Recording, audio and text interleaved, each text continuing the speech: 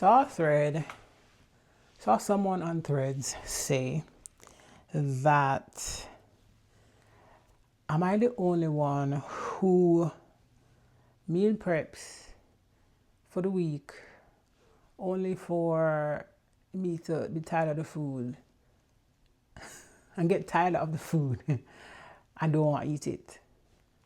Essentially, I'm paraphrasing here. And I saw that and I asked the question, are you meal prepping entire fixed meals or are you meal prepping the components? And they said they prep different meals and mix and match throughout the week. And to that I say, traditional meal prep is what is failing us. Speaking as somebody who used to do meal prep like that, I understand 100% why it fails like that. And maybe it's not considered a fail because the person will probably repeat it come the next week and try again. But every time it doesn't work, then we think it's a discipline issue. But I have a theory about that and why meal prep fails us or fails a lot of folks is, and the theory is that there's an assumption that's made that the person who meal prep Sunday is going to be the same person eating it on Friday. Put differently, you're predicting that you're going to be the same. Nothing is going to change and you're going to want the same thing come Friday when it's not human nature. Like, it's just not. Because you are not the same person every single day. And the expectation from meal prep is that you will want the same thing every single day. Now, yes, meal prep has its benefits. I will never deny that. It means you don't have to cook it. You don't have to cook it after you cook it the one time. You just need to reheat maybe. It means that you can stay, you have less decisions to make around eating food. But that very same benefits is also the thing that makes it hard or such that you get tired of the food. There's like flexibility, much choice, not to mention the food don't taste as fresh come day 4. But also, it's not meeting you and your capacity, your desire, what you feel for by the end of the week. So that's the downside to meal prep in the traditional sense, where you have fixed meals done, even if you mix and match them. But the idea is the meal is fixed and that's what you're going to have throughout the week. Now, it feels like discipline, and in a lot of cases it can be, because it means you're trying to stick to the particular goal of not eating out or making sure you manage whatever it is you're consuming. You're either controlling your calories or watching your calories or watching your consumption. But if by Wednesday you're saying, not this again, then the only thing that's going to do is make eating feel like a chore. And then you defeat the purpose of going through meal prep or preparing your meals. Because when eating feels like a chore, it's something you don't want to do, and then you're going to end up reaching for doing the very things you were trying to avoid, which is maybe eating out or eating more of the snacks that you were trying to avoid to eat, because you're trying to eat more consistently or eat better. So again, I say it's like a double-edged sword. On the one hand, it's helpful, but on the other hand, it does create some challenges. So what are you going to do to prevent this situation? And this is where meal building is something that I will preach about, because who you are, and I've said this before and I'll say it again, I'll probably repeat myself a million times, who you are on Sunday is not the same person on Friday. Because let's think about it. You have your meals prepped. Say you prep on Sunday. Come Monday, happy that you have food that you don't think about, you just reheat. Tuesday, great. Wednesday, things start to look a little less appealing. Thursday, You're like, really? I'm really struggling to go through with this. Friday, you're out of the biggest buffet that you could think of because you want to reclaim some joy in the eating experience. That's not a particularly healthy approach, especially if you are trying to make better decisions around nourishing yourself. So, because meal prep can't predict, or because meal prep is based on the prediction that you'll be the same person, it feels rigid come Friday. So you bust away from it. That food stays in the fridge or it goes in the compost or the bin. And so this is why I say meal building, which accounts for your capacity, it accounts for your the kind of what you're in the mood for. It accounts for what your energy level is. It accounts for your capacity. And I probably said that before. It accounts for so many things that make you a dynamic person from day to day. And so you're able to build meal when you choose meal building instead. It allows you to build with that in mind and therefore make eating and nourishing yourself a lot easier, because instead of asking what meals am I making, what you want to now ask is, what components do I need to make eating easier? Not eating, make building meals easier, but also more joyful. So that's a better question than asking what meals to make, because like I said, meals tend to be fixed. And while that does work for some people, it means you don't have to make any decisions and you can tough it out. For this scenario where you get tired of the food, this is where meal building comes in handy and is important. And so what you do is you prep components. Did I say that? Yeah, you prep components or options. Look at it this way. So instead of preparing the meal, so if your meal is, let's say, chicken, roast vegetables, some sweet potatoes or potatoes in general, and some kind of sauce. Let's say that's one meal. Let's say you do max 2. Another one is probably some fish, some rice, some salad, and some dressing, right? Let's say those are the 2 meals that you have made.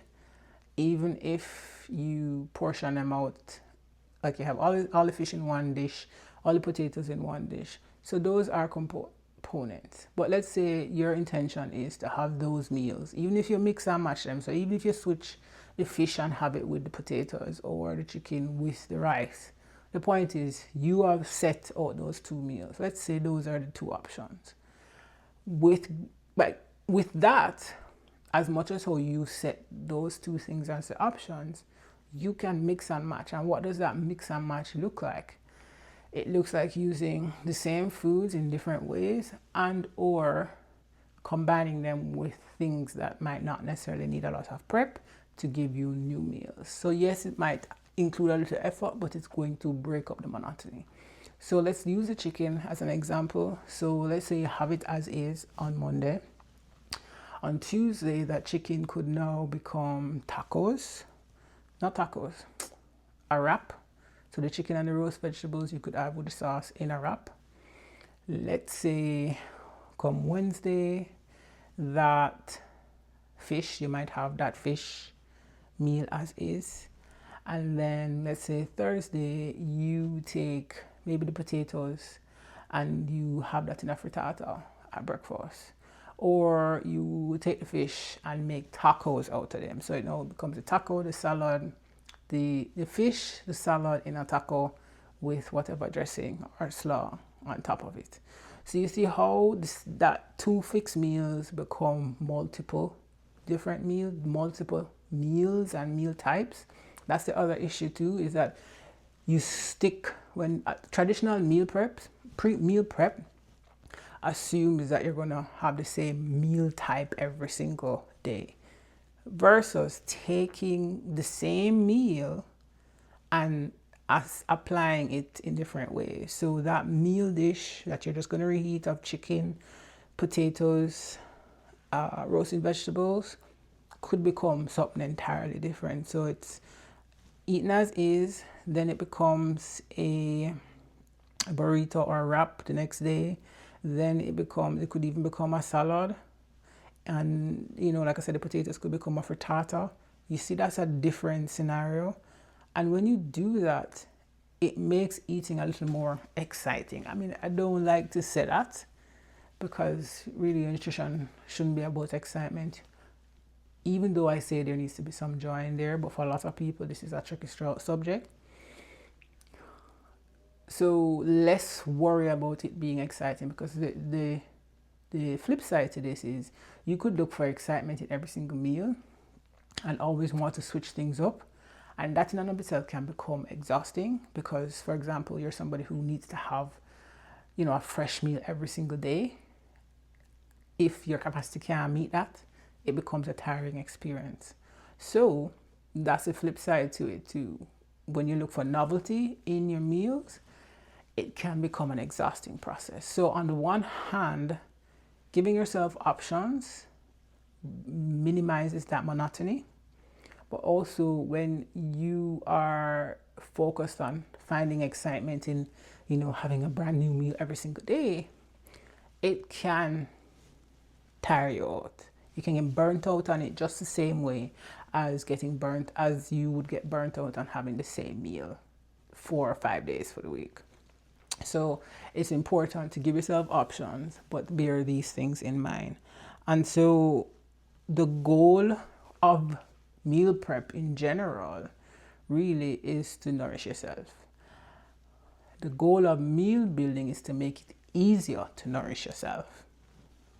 And I think that's an important distinction from my perspective, both from the experience, but also what I've seen. A lot of people try to use meal prep as the thing to make sure they eat better, and while that's not a bad approach, it backfires a lot because, again, people associate discipline with an ability to stick it out and eat all of those 5 meals for the week when the joy tapers off after Wednesday, and then assume that the problem is them when it's the system around creating the meals. I hope that makes sense. It does to me, and I know it does to you too. So think about your meal prep this way.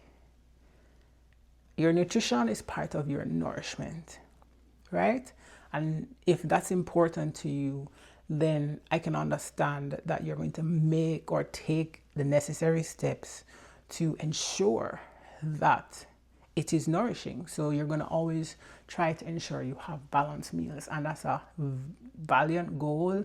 That's a beautiful goal to have, something I will encourage.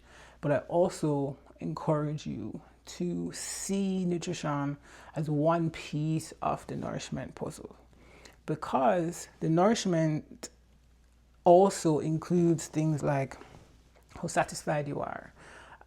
Your preference and taste do matter. So even if you change your mind midweek that I don't particularly like this, like the fish, for example, particularly by Tuesday, you're like, this is not hitting the same, or it's not reheating very well. I don't like this. My preference is important. Things like how much capacity you have, whether or not you can switch things up, or your flexibility. Those things also make nourishment what it is. Nutrition is part of that process. And if those things are missing, then the nutrition can oftentimes be a start and stop, or something that you struggle with, or battle, or think you have to fight. So I hope you, in addition to ensuring that your nutrition is sound and solid and balanced, to make sure the other things exist, so that you're getting the other things as well from your nutrition. So if you're not satisfied with your meals, you're always going to be searching for something to fill that void. If your meals don't allow you to fully express your humanness, Or if the, yeah, if the, and what I mean by that is recognizing that you who enjoyed something on Monday might not enjoy it or have even the appetite for it on a Thursday. That's part of your humanness. And because you change day to day, that's to be expected. And so your meals should not reflect so much as adjust for that. So some days you want to eat lighter, some days you want to eat heavier, some days you don't have enough energy, some days you have about energy, some days you don't have the capacity for doing certain things, some days you have all of it.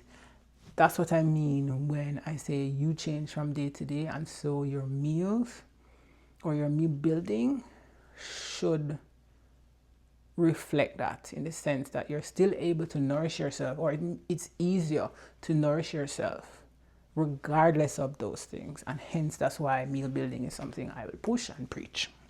So the other thing is, even if it's the healthiest meal in the world, if you are not eating it come the end of the week, then what's this point? Like, how does that make sense? It has to work for your life, bottom line. And I'm not saying that meal prep is bad. I want to reiterate that. I am not saying that meal prep is a bad thing and you're not to do it. If having the 5 meals every single day works for you, keep doing it. It works for you and your life, keep doing it. But if it doesn't, then I'm not saying not to do it. I'm simply saying to change the approach. Again, meal building makes eating or nourishing yourself a little easier than 100% meal prep. So what do? You prep the components of meals as opposed to the rigid meals themselves. Think of them as building blocks, since we're talking about meal building here. And you assemble, you rearrange, you modify as you need throughout the week. That's how you avoid this trap.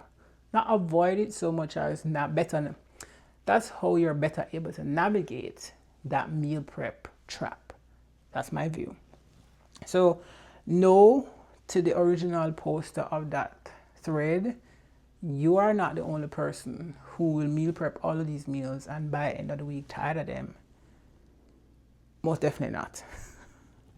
But what it does tell you, or what it indicates, is something needs to shift so that it makes you look forward to the meals, but also have more flexibility in your meals so that they're easier to eat. And the approach is to meal build.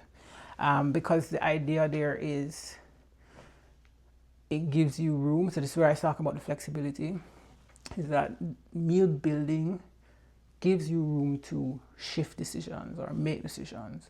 Meal prep doesn't. And I've stated all the reasons why. So you want to give yourself room to decide how you're going to shift a meal, how you're going to build a meal. Because again, you on a Thursday is not the same person on a Monday or a Sunday. Or your appetite on a Thursday might differ from your appetite on a Monday or Sunday. So the next time you go to meal prep, instead of trying to meal prep fixed meals, consider meal prepping the components. So you have your chicken, your fish, your meatballs, your roasted vegetables, maybe your roasted potatoes, maybe some rice, 2 different types of greens and salad. You prep the components, but then give yourself options as far as meal types. So instead of just one meal that you're just always going to reheat and eat the same way, think, what can I add to this? What's a different way for me to utilize this to give me a more nourishing or satisfying meal? So again, this chicken meal could become a wrap. It could even become a salad. It could become a frittata, or be put in an omelette. It could become a sandwich. Point driven across? I certainly hope so. So yes, meal prep is not your only option. Meal prep is one way to feed yourself, but meal building allows you to feed yourself a lot easier. All right. Thank you for watching. I'm coming back tomorrow. Bye.